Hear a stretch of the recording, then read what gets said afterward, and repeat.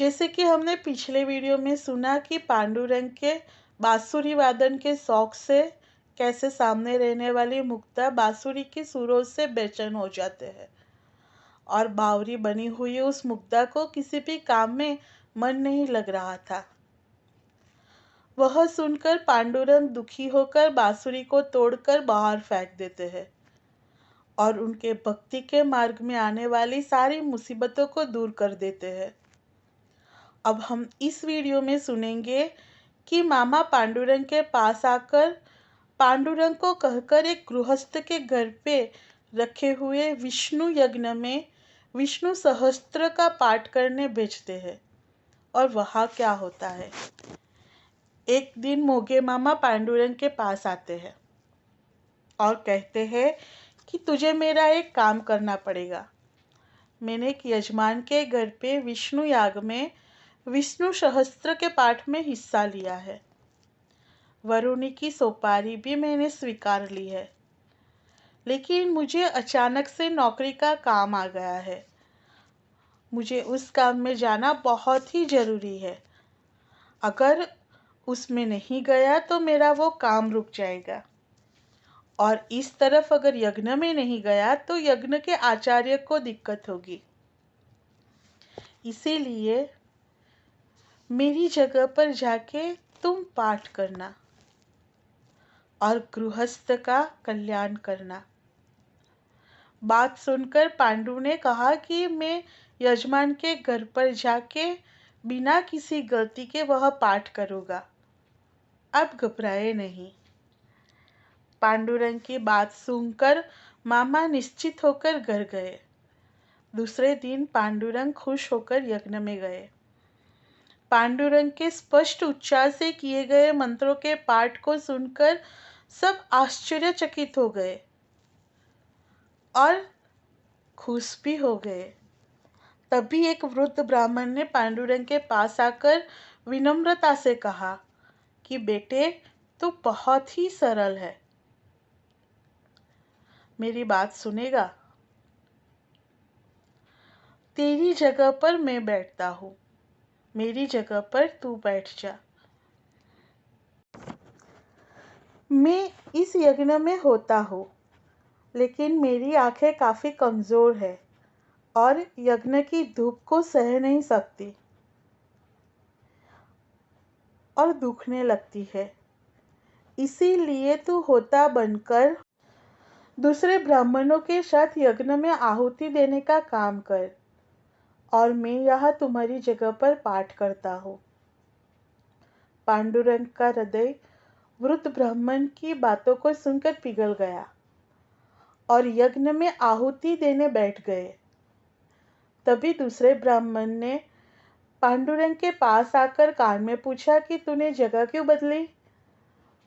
पांडुरंग ने कहा कि हमें हमेशा वृद्धों का सम्मान करना चाहिए और उनकी मदद करनी चाहिए। मैंने उनकी मदद करने के लिए उनकी जगह ली है। मंद मंद मुस्कुराते हुए उस ब्राह्मण ने कहा कि तू बहुत ही सीधा है, उसने तुझे धोखा दिया है। पांडुरंग ने मुझाते हुए पूछा कि मैं कुछ समझ नहीं पाया, किसको किसने धोखा दिया है? आप कहना क्या चाहते हो? ब्राह्मण ने कहा कि उस वृद्ध ब्राह्मण ने आपको धोखा दिया है, उसने अपना काम निकाल लिया। आप नए हो, सीधे और भोले हो, ये जानकर उसने आपको धोखा दिया है। यज्ञ का एक नियम है कि जो यज्ञ का होता है उसको पाठ करने वाले से कम दक्षिणा मिलती है।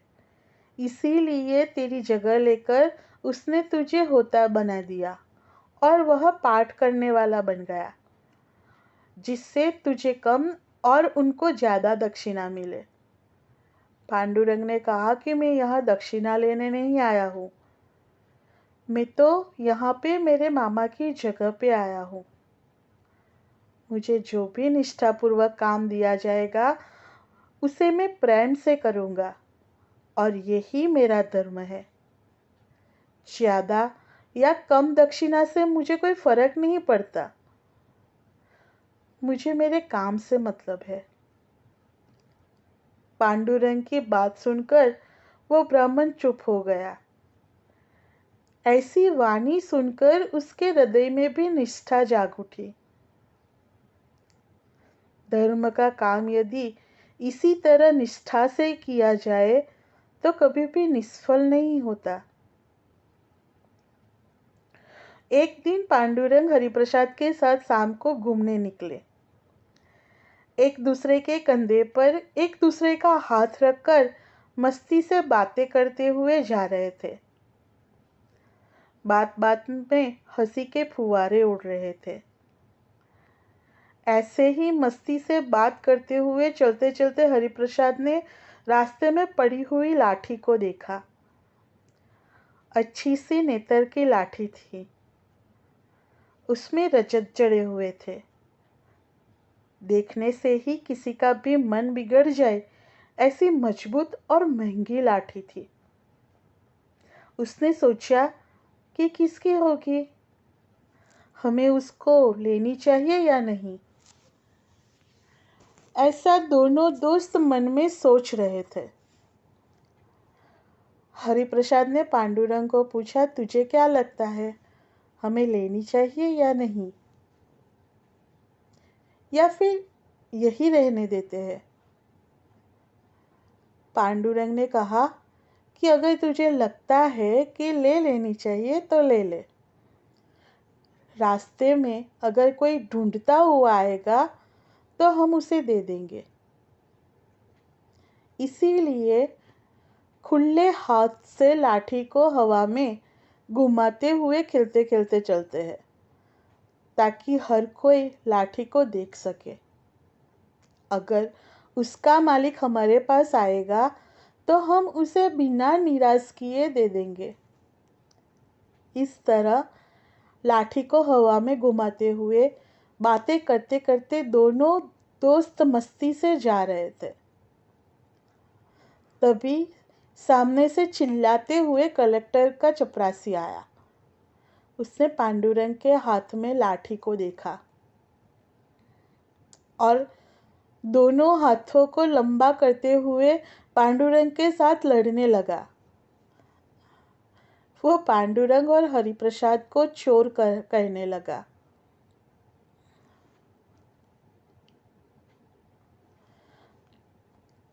कहा, कलेक्टर की लाठी की चोरी करके कहाँ भाग रहे हो। जैसे पांडुरंग ने उसके शब्दों को सुना गुस्सा हो गए और ऊंचे स्वर में कहा, तू कुछ भी मत बक। तू चोर किसको कह रहा है, हमने क्या चुराया है। बिना मतलब के ढोल पीट कर बके जा रहा है। चपरासी ने कहा कि तेरे हाथ में जो लाठी है वह कलेक्टर साहब की है, तुझे पता है। वह कब से लाठी को ढूंढ रहे हैं और मुझ पर चिल्ला रहे हैं। मुझे रास्ते पे दौड़ते हुए ढूंढने के लिए भेजा है। वह कलेक्टर स्वभाव के बहुत ही कड़क है, इसीलिए तू मुझे वह लाठी प्रेम से दे दे और कहाँ से लाया है वह भी बता दे। यह तो अंग्रेज है और सरकारी काम करते हैं। पांडुरंग ने कहा कि अरे, पहले तू इस तरह भौंकना बंद कर। तुझे क्या हम चोर दिख रहे हैं। रास्ते से आ रहे थे, वहां से मिली, सोचा कि अगर कोई ढूंढता हुआ आएगा तो दे देंगे। वो जिसकी भी होगी हम दे देंगे। हमारे लिए तो ये किसी काम की नहीं है। अगर हम चोरी करके लाए होते तो इस तरह रास्ते में सब देख सके ऐसे थोड़ी ही लेके आते। इसीलिए अबे गमार, तू बिना देखे बिना सोचे बोल मत। इसी तरह कुत्ते की तरह भौंकता रहेगा तो किसी दिन कोई लाठी से पिटेगा। चपरासी ने गुस्से से कहा कि तू लाठी मुझे दे दे और चल कलेक्टर के पास। कलेक्टर के पास ले जाकर कहूँगा कि लाठी तूने ही चुराई है, और फिर देखना कि कैसे तुझे सजा दिलाता हूँ। तू ये जो तेरा वट है भूल जाएगा, तेरी सारी तुमाक ही उतारता हूँ। पांडुरंग ने कहा, चल तेरे कलेक्टर के पास, अभी चलते हैं। मैं उनसे डरता नहीं हूँ। इस तरह तीनों लड़ते झगड़ते कलेक्टर के बंगले पे गए। तभी कलेक्टर ने तीनों को आते हुए देखा।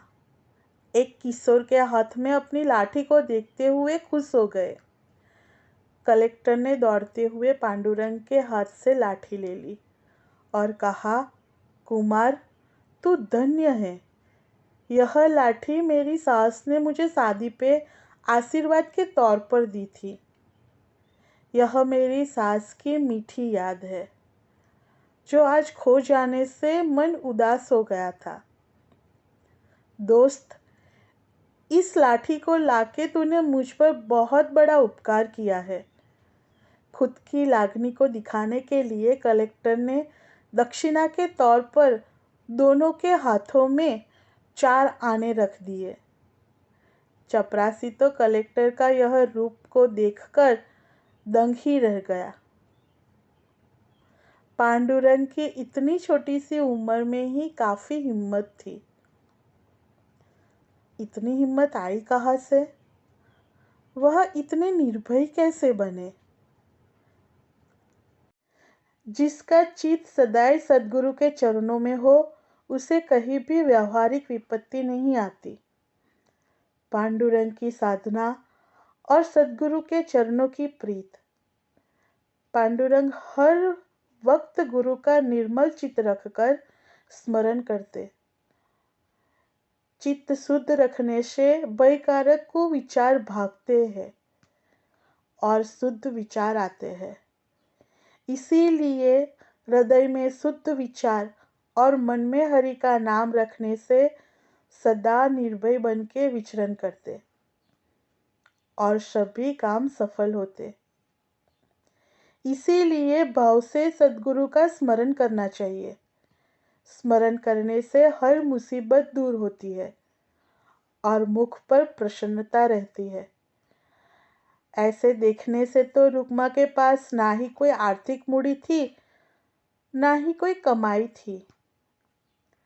फिर भी दोनों बेटों का अच्छे से लालन पालन करके, हृदय को ठंडा रखकर किसी तरह की कसर नहीं रखते।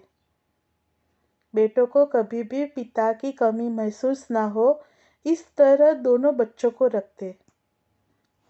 कभी भी किसी के सामने हाथ नहीं फैलाते।